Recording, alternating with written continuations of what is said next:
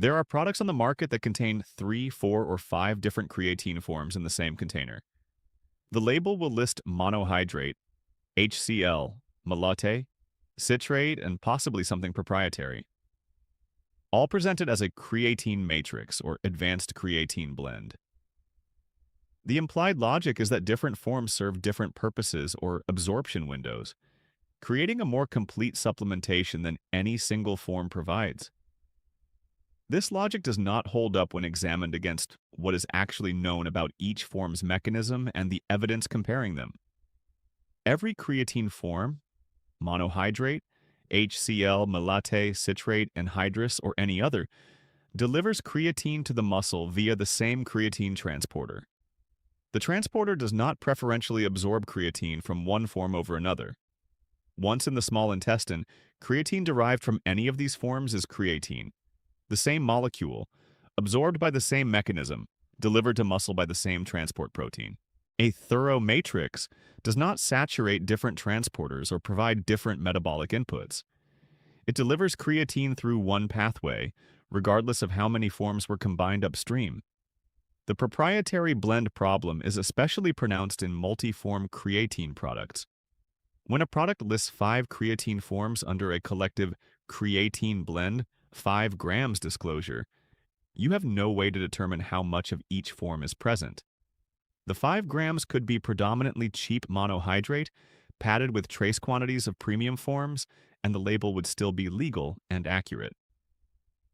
You are paying for the impression of comprehensiveness without any guarantee of what you are actually receiving. Research on creatine form combinations is limited. The few studies that have compared combination products to monohydrate alone have not found performance advantages for the combinations. The mechanistic case for combining forms does not exist. There is no additive or synergistic effect from delivering creatine through multiple molecular configurations simultaneously. The cost premium for multiform products is significant. Manufacturing complexity, ingredient sourcing, and marketing investment all increase costs that are passed to the consumer. The consumer pays more for a more complicated product that delivers no better outcome than simple monohydrate. The one legitimate use case for a multiform product is convenience.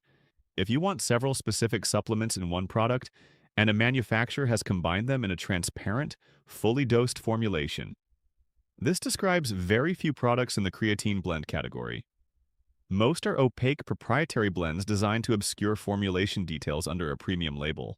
If you encounter a multi-form creatine product that you are considering, ask one question before purchasing. Does the label disclose the individual dose of each creatine form? If not, you cannot evaluate whether the formulation is delivering what the research supports at the doses the research used. That information gap is itself the reason to default to simple, transparent monohydrate. The independent dose issue in blended products has regulatory roots. Under U.S. and many international supplement regulations, manufacturers are not required to disclose individual ingredient amounts within a proprietary blend if they list the blend's total weight. This regulatory space was created to allow brands to protect formulation intellectual property. Its practical effect has been to make it impossible for consumers to verify whether any ingredient in the blend is present at the dose used in clinical research.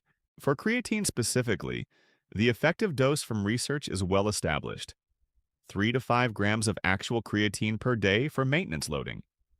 If a multi-form blend contains 5 grams total across 5 forms, each form might contribute as little as 1 gram.